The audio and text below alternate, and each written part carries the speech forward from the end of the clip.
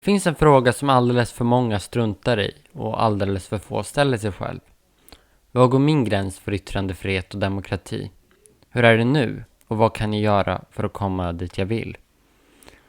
Den här frågan skulle jag säga är en av de absolut viktigaste att ställa sig själv om man bor i ett land där man kan göra skillnad. I de flesta fall som är demokratiskt, för annars är det så svårt att göra skillnad.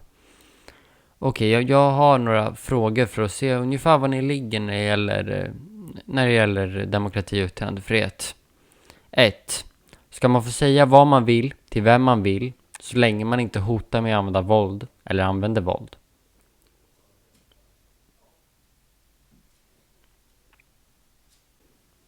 Ska en nazist få kalla en judinna för judehora? Jag tror att ni svarar nej på den frågan. Då går vi till andra frågan. Ska man få skämta om vad man vill?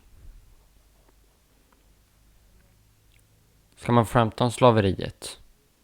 Om förintelsen? Svarar ni även nej på den här frågan så har ni kommit en bit på vägen i att vilja begränsa vad folk får säga och uttrycka sig och sprida sina tankar om. Jag säger inte att det är något fel med det, men jag tycker att ni ska vara medvetna om det. Tanken om att människans frihet på något sätt måste begränsas har funnits väldigt länge. Redan på 1600-talet skrev tänkaren bakom liberalismen, Thomas Hobbes, ner det här.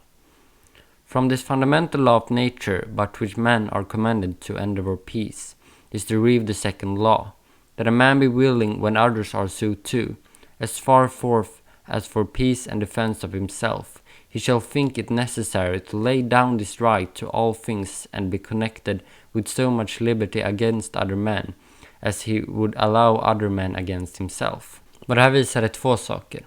Dels visar det varför jag väljer att inte göra mina videor på engelska. Och det andra visar här att människor har genom historien förstått att man kan inte låta människan få göra precis vad den vill.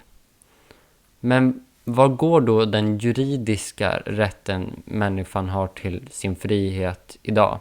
Sin yttrandefrihet framför allt. Jo, enligt FNs deklaration låter det så här. Artikel 19. Var och en har rätt till åsiktsfrihet och yttrandefrihet. Denna rätt innefattar frihet att utan ingripande hysa åsikter samt söka, ta emot och sprida information och idéer med hjälp av alla uttrycksmedel och oberoende av gränser. Och artikel 29 låter så här. Var och en har plikter mot samhället i vilket den fria och fullständiga utvecklingen av hans eller hennes personlighet ensam är möjlig. 2.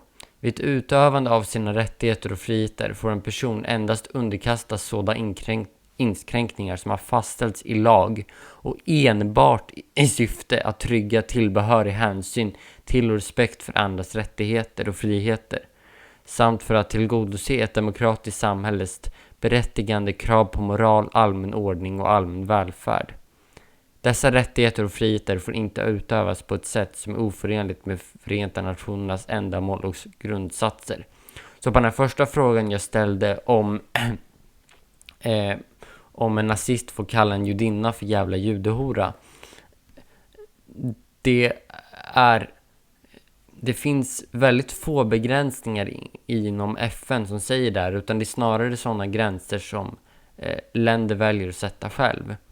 Det enda som egentligen går emot att folk får uttrycka sig hur de vill i FNs grundsatser är artikel 7 där det står om diskriminering. Men då måste vi också ta reda på vad diskriminering betyder. Det här är vad DO, diskrimineringsombudsmannen, skriver om diskriminering. En förenklad beskrivning av lagens definition av diskriminering är att någon missgynnas eller kränks. Missgynnandet eller kränkningen ska också ha samband med någon av de 7 diskrimineringsgrunderna, som är kön, könsöverskridande identitet eller uttryck, etnisk tillhörighet, religion eller annan trosuppfattning, funktionsnedsättning, sexuell läggning eller ålder. Något som är väldigt typiskt för diskriminering är att den som diskriminerar ofta har ett övertag över den som blir diskriminerad. Exempelvis en chef har ett övertag över en anställd och därför så är det viktigt att den omfattas inom diskrimineringslagarna. Men det står också att diskrimineringslagen gäller inte överallt. Diskrimineringslagen reglerar inte det som händer mellan privatpersoner när det till exempel handlar om hur grannar eller släktingar behandlar varandra. Inte heller innehållet i reklam och tv, radio, sociala medier och tidningar omfattar diskrimineringsförbudet. Det finns däremot andra lagar och regler som sätter gränsen för till exempel agerandet mellan privatpersoner och för vad som får skrivas och sägas i reklam och media. Var dock uppmärksamma på att de lagarna förmodligen har satts av Sverige utöver FNs deklaration som FN skrev att nationer fick göra. Så min tolkning av detta är att i ett 100% demokratiskt samhälle med dagens standard har alla typer av människor samma rättigheter. Du har inte rätt att missgynna någon på grund av de förutsättningar diskrimineringsombudsmannen här tar upp. Men du har rätt att säga vad du vill till vem du vill, inklusive kränkande och rasistiska saker, så länge du inte hotar med våld eller använder våld. Vilket är att ta ifrån andra sina mänskliga rättigheter, vilket inte är tillåtet enligt FN-konventionen. Du har inte heller rätt att göra någonting mot andra om du har ett maktövertag. Exempelvis om du är vuxen så har du inte rätt att säga vad du vill till ett barn. Sen får naturligtvis personen du kränker använda sina mänskliga rättigheter för att argumentera emot. Utöver det kan då nationer införa inskränkningar mot demokratin. Somliga är nödvändiga, som att det inte är lagligt att kränka andra grupper av människor. Andra rent av diktatoriska, som att det inte är tillåtet att kritisera landets styre. Kort sagt, poängen jag vill göra är att det krävs mindre inskränkningar på de mänskliga rättigheterna och yttrandefriheten för att få fram det samhällen de flesta anser är optimala. Men för att kunna bevara din rätt till yttrandefrihet måste du veta var hotet kommer ifrån. Och jag skulle inte säga att det främsta hotet kommer från olika länders lagar som de sätter utöver FN-konventionen som då är tillåtna i demokratier. Utan jag skulle snarare säga att det kommer från de normer som människor skapar utöver de lagar och regler som finns. Jag kan ju bara tala för Sverige nu, men jag tror att det här problemet finns i andra demokratiska länder också. I Sverige så har vi väldigt öppna lagar när det gäller yttrandefrihet. Våra domstolar väljer att fria oftare än fälla när det gäller brott som handlar om yttrandefrihet. Så problemet ligger inte riktigt där. Problemet ligger i att vissa åsikter är inte allmänt tillåtna. Man är så rädd för att hålla på att kränka andra att man väljer att begränsa rätten att uttrycka sig och göra det svårare att utveckla idéer. Exempelvis så har vi en feministisk rörelse som så gärna ville se att vi fick den första kvinnliga presidenten i USA. Att de i princip valde att stötta Hillary Clinton över Bernie Sanders. Vilket ju är helt sinnessjukt då Bernie Sanders vill att USA ska bli mer som Sverige. Och varför skulle inte Sverige vilja stötta det? Här har vi exempelvis en artikel från Aftonbladet som skriver: Glöm Sanders, idag blev Hillary historisk i mening att Hillary blev den första kvinnliga, det har aldrig varit en kvinna som har kommit så här långt till att bli president. Men om Bernie Sanders skulle ha vunnit det där skulle han i princip blivit ännu mer historisk då den här typen av socialistiska idéerna inte fanns på kartan i USA förut. Och här har vi en från DN som på allvar tror att Hillary kommer att bli en god feminist då hon för första gången erkände att homosexuella ska få gifta sig år 2013. Eller Metro som bara ser Hillarys korruption som något som kan göra det svårare för henne att få ut pengar från politiken. Att begränsa det. När det förverket är något så kommer det att påverka i princip alla hennes olika beslut eftersom hon har tagit emot pengar från större företag och skyldig dem gentjänster och väljer att göra det istället för att gynna folket. Samtidigt som Bernie Sanders inte tar emot några pengar från större företag. Och det här är någonting som svensk media borde ta upp, men det gör de inte. Okej, så samtidigt som vi får den här bilden av USA så väljer de flesta unga kvinnliga feministerna att rösta på Bernie Sanders. Jag tycker jag har ett citat här som är ganska talande. There is this assumption that if you are a woman you should support Hillary Clinton because she is a woman. But I feel like Bernie is going to support women in the same way. Vilket hon förmodligen har helt rätt i eftersom Bernie har kämpat för kvinnors rättigheter sedan tiotals år tillbaka. Sen har vi den antirasistiska rörelsen som hävdar att kritisera Sveriges invandring är rasistiskt och vill försöka tysta ner de brott som begås av invandrare. Därför att erkänna dem kommer förmodligen att öka det invandrarkritiska partiet Sverigedemokraternas popularitet. Jag har gjort många videor mot Sverigedemokraterna, men att vara kritisk mot invandringen är inte samma sak som att vara Sverigedemokrat, och det måste man förstå. Så detta gäller då trots att man på islams egen hemsida i Sverige, islam.se, skriver att man har stor kritik för olika människors tolkningar av islam. Att vissa människor tolkar vad som står om exempelvis kvinnosynen på ett sätt som får dem att begå brott som inte är enliga med Koranen. Och jag har väldigt lätt att tro på att det stämmer, att det är specifika människor som begår de här brotten, det är inte islam i allmänhet.